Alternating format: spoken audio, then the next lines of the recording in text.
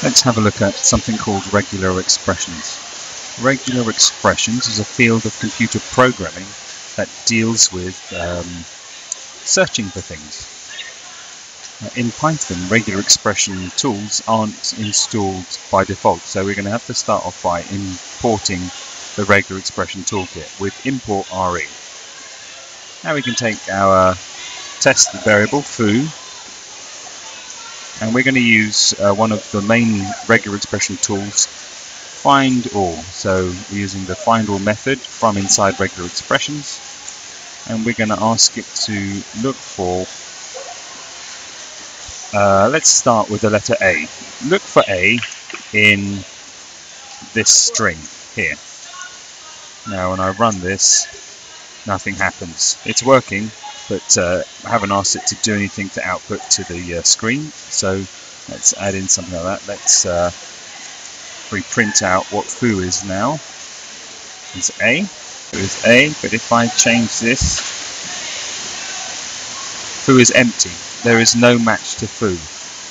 So only if there's a match. And it's case sensitive at the moment with the search we're using. Okay.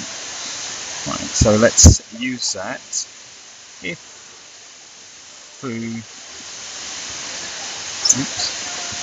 foo is true, and I can just leave that as blank. If foo is the same as saying if foo is true, print good.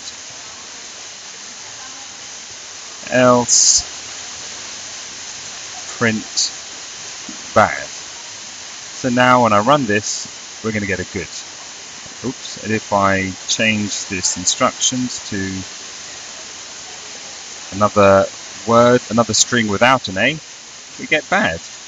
Now we can have a really long string, and if there's an A anywhere in it, it will work. See if you can use regular expressions to search for the letter S.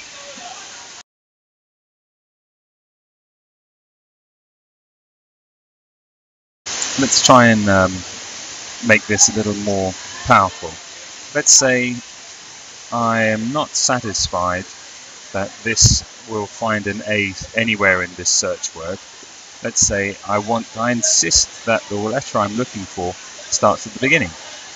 We can achieve that by using this symbol, which is called the caret above the 6 there. If I run this now, it says bad, and only say this is matched when I get a at the beginning of the word. Let's try and look for something else. You can also look for a specific number. So if I run this, it's bad. If I put the 6 in here, it's good. If I want the 6 to be at the beginning, I can do that. So I've got to put a 6 in here, and now it's good again. Okay, so let's step it up a bit. We've got our regular expression program here, and it's going to search for a word that starts with the lowercase a. So at the moment it's bad. If I run it now, it's saying good. We know how to put in a specific number. So now it's looking for A and then a 6.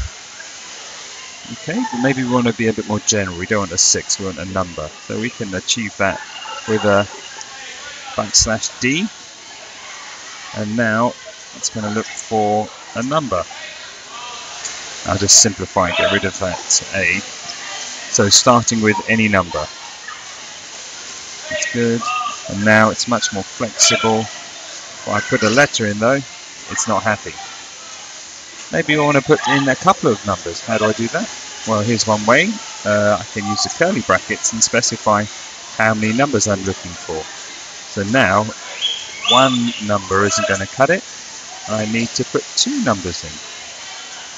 Put a third number in.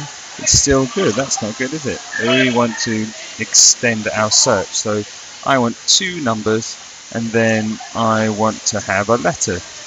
2 letters. Oops. Any letter between A and Z. So now we're back to good. Maybe I want to limit that to 2 letters as well. So I'm going to use my curly brackets. Oh, hold on, it should be bad. There's a third letter, or a number even, still good. I need to tell the regular expression that that's the end of the string. And now it's saying bad.